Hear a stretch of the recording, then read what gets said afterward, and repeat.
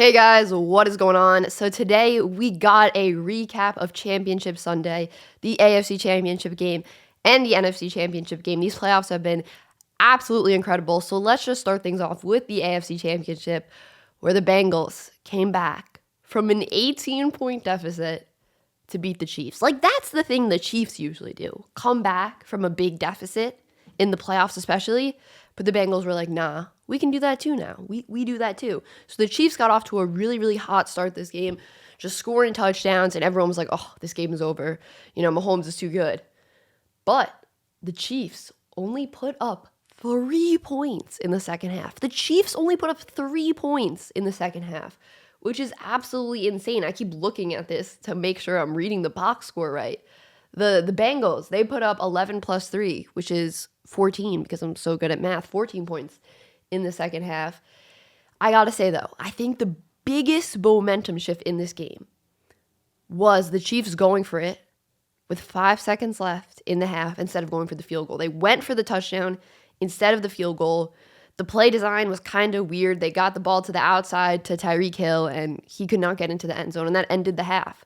Then the Bengals went into half, down 11, and even though the Chiefs got the ball coming out of halftime, it just seemed like that Bengals defense got energized, or maybe took that personally, to pull out the MJ meme there. Maybe they took it personally that the Chiefs were like, oh no, we're not going to go for the field goal. We're going to try to score another touchdown on you with 5 seconds left because we're just so confident we can score a touchdown. Maybe the Bengals were like, oh, look at that. We stopped you. Now we have the energy. Now we have a little chip on our shoulder now. Now we're angry.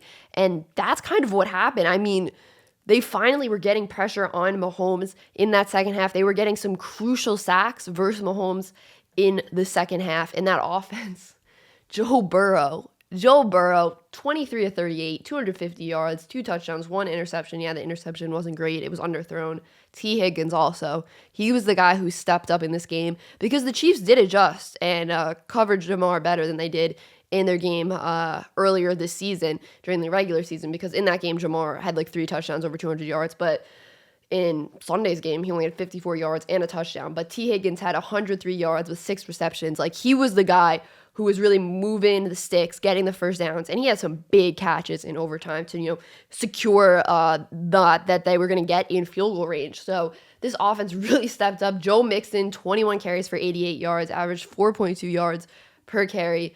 But it was really that defense in overtime with the pick that deflected off Tyreek Hill's hands. BJ Hill with the big interception. That was a huge momentum shift for this game. And honestly, I think the Chiefs tried to ask Mahomes to do too much. And I feel like it's hard to ask Mahomes to do too much, but just like with the Titans, the run game was working versus the Bengals for the Titans, but they got away from it, and they asked Ryan Tannehill to throw the ball. In this game, the run game was working for the Chiefs. And I know Patrick Mahomes is like the best quarterback in the league. He is leaps and bounds better than Ryan Tannehill. But the run game was working, and they asked Mahomes to throw it 39 times. Listen to this. McKinnon, 12 carries for 65 yards. That's an average of 5.4 yards per carry. Clyde Edwards-Helaire, 6 carries for 36 yards. That's an average of 6 yards per carry. We've seen in these past 2 games that teams can run against the Bengals. So I don't know why they just don't continue to do it, especially when the Chiefs, did have the lead. Mahomes was 26 of 39 for 275 yards. He had 3 touchdown passes and 2 interceptions.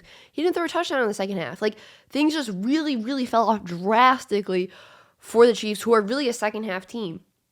But you got to give so much credit to the Bengals. Like, I cannot remember the last Super Bowl where there was a more surprising team in the Super Bowl than the Bengals, like from before the season even started. Like, if you told someone in August the Bengals are making the Super Bowl, they'd be like, what? Like, I would be like, what? Are you kidding? Like, no one expected them to even make the playoffs.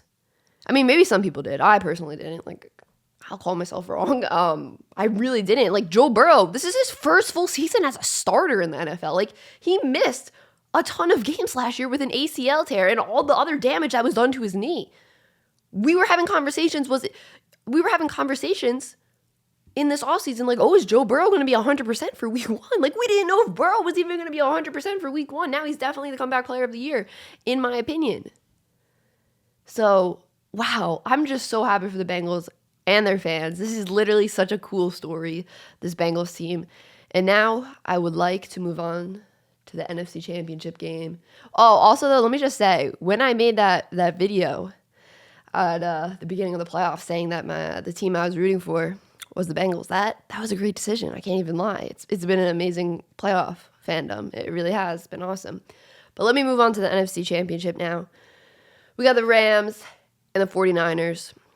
Rams take the dub 20-17. I forgot to say that the Bengals won 27-24 in overtime, if you guys didn't know. 27-24. It's just crazy. Back to that AFC Championship game for a second. It's just crazy that everyone thought the game was over after the Chiefs won the coin toss. Like, everyone was like, oh, it's done. And then they throw an interception. Like, ooh. I still think the overtime rules should be changed, but I love that game. That game is so much fun. I loved it. Okay, now, for real, NFC Championship game. We got the 49ers and the Rams. Rams won 20-17. Jimmy G, I tried to defend you. I said people gotta chill with so much hate on Jimmy G. Like, I understand he deserves criticism, but, like, everyone, even after they won versus the Cowboys in Green Bay, everyone's like, boo, Jimmy G, you stink, leave. I was like, guys, just be, like, grateful that you're in the NFC Championship game. But, Jimmy, you made a terrible decision at the end of the game just to backflip throw. Well, he didn't do a backflip. You know, he, like, back passed the ball, and it was intercepted. Like, he just lost the game there. He was just like, I quit. He wasn't like that, but he was trying to do too much to avoid being sacked. And it was really, really bad. It's just like, you can't do that, Jimmy. Jimmy, you can't do that, Jimmy. Jimmy was 16-30, 232 yards, 2 touchdowns, 1 interception. But I want to say this. If you watch my preview video for Championship Sunday, where I did my predictions and preview and picks for these games, I did pick the 49ers to win. But I said I think the 49ers are going to get the win if they can get the run game going and contain Odell Beckham Jr. and Cooper Kupp. Like, those were my two my concern with the 49ers was that they were not going to be able to contain Odell Beckham Jr. and Cooper Kupp because they were able to perform. That's the siren, sorry. They were able to perform well versus Davante Adams, but it's Davante Adams and then no other Pro Bowl or very, very good wide receiver. Allen Lazard is a great wide receiver, but he's not Odell Beckham Jr. You know what I'm saying? So I think it was easier for the 49ers to double Davante.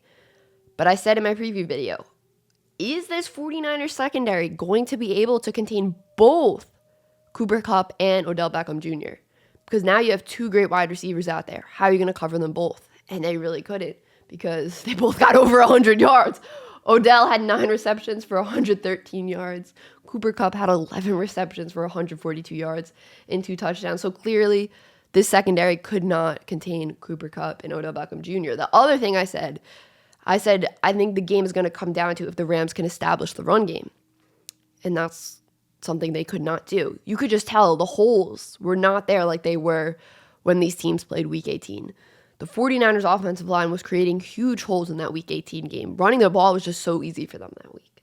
But in this game, Elijah Mitchell, 11 carries for 20 yards, an average of 1.8 yards per carry. Not used to seeing that from the 49ers. Deebo Samuel, 7 carries for 26 yards, average of 3.7 yards per carry. The run game wasn't working. And that's when you know you're not going to be able to put it all on Jimmy G. He's not the quarterback that's going to put the team on his back. He's not. And yes, this defense is what got them this far. But that dropped interception. Stafford's almost second pick. It should have been picked. I've never seen a ball that looked almost easier to pick. It was just like when you're playing catch, that's where the ball is like perfectly thrown to Tart. Right here, chest level. Stafford did throw his first interception of the postseason in this game. And I was really impressed because he didn't throw one before this. Like, he was having trouble with the interceptions before the playoffs towards the end of the season there. But no interceptions till this point. Stafford didn't have the most perfect game. It wasn't like, perfect, flawless. It wasn't great, but it was good. It was definitely a good game. He was 31 of 45, 337 yards, 2 touchdowns, 1 interception. Listen, it wasn't the cleanest game. Like, the throws weren't all perfect, but listen, Stafford did what he needed to do to get to the Super Bowl. And that's all that matters at this point, right? Like, he had 2 receivers get over 100 receiving yards. Like, he did what he needed to do. I know some of the throws were like, yee, like, what are you doing? What are you doing? But like that interception, like that was really bad. Or I mean, that almost interception, that was really bad. The first interception in the end zone actually wasn't that bad. But Stafford did what he had to do. Like I said, you're not going to look at this game on film and be like, oh, that's such great decision making all the time. But he played really good. I said just good. I don't want to like underestimate Stafford right here. He played really good. Over 300 yards, that's good. Like, you know what I'm saying? Like, you can't complain about that. He did what he needed to do. He's played really well this playoff. I got to say that. Stafford has, I feel like now I feel like I was just too critical of Stafford before. Like, it was one of his less clean games of the playoff, I want to say, like, throwing wise. But that just shows you how good all his other playoff games were when he didn't turn the ball over once, which I'm really, really impressed with. And he deserves a lot of credit for that, especially because of the way he was turning the ball over at the end of the season. But yes. Stafford gets the Super Bowl. He gets the Super Bowl finally. Super, super happy for him. And yeah, I mean, the run game wasn't really going for the Rams. Cam Akers, 48 yards. Sony Michel, 16 yards. But Stafford did what he needed to do. He did what he needed to do. Even when the Rams were down, Stafford got them back in this game. Brought them into field goal range. He did what he needed to do. And you gotta be happy for both these teams. Like, it's so hard to, be upset with either of these teams winning the Super Bowl because they're both such great stories. You have the Bengals. We already talked about them. Like, no one expected them to be here. Like, literally, I can't think of a team in recent history. But, like, I mean, there probably is one. I'm just not remembering. But I don't know. I'm 22, and I didn't start really watching football until I was, like, 11, 12. So, like, it's not a huge sample size. But I don't really remember a team that no one expected, like, as much as the Bengals, to make the Super Bowl. Like, it's crazy. It's crazy. They're in the Super Bowl, and I love it. I love it. I love it. I love it. And they got the Rams with Matthew Stafford. The Rams were all in on winning a Super Bowl, trading for Von Miller, trading for Matthew Stafford, signing Odell. Like, they went all in. They said, we don't need first-round picks. We need a Super Bowl ring. And here they are going to the Super Bowl at their home stadium. It's crazy that 2 years in a row, for the first 2 years ever, the Super Bowl is going to be hosted by a team that's playing in the Super Bowl. So you got to be happy for Stafford. First year, not being on the Lions, he makes the Super Bowl. Got to be so happy for him. Happy for the Rams that, they were aggressive and it works. And that's how you got to be in football. You got to make the moves when they're there. You can't be holding on to picks forever because picks aren't guaranteed. If there is talent you could trade for, that you need to trade draft picks for, you do it. If the timeline matches up, if you're in a playoff window and you need, an elite starting quarterback, because that's what you need to go to the Super Bowl. Clearly, we saw an elite. I mean, is Stafford elite? Okay, he's a very good quarterback. Is he like? I don't want to get into this whole debate of like what is elite? Is elite only the top 5 quarterbacks? But Stafford is definitely one of the best quarterbacks in the NFL. One of the better quarterbacks in the NFL. One of the best quarterbacks in the NFL. And the Rams decided to go out and make a move because they knew they needed a better quarterback than Jared Goff. No offense to Jared Goff, but they knew they needed a quarterback that could really elevate this team, and that's what Stafford does. So good for them for doing that. That was definitely the right move, and I love how they were so aggressive, trading for Von Miller as well, just being like, we're all in, and they deserve to be here. So, yeah, the Super Bowl is going to be awesome. I love this matchup. I'm happy for either team that wins. Yeah, that's all I got for this video, guys. Let me know who you want to win the Super Bowl. And that is it for this video, guys. Peace.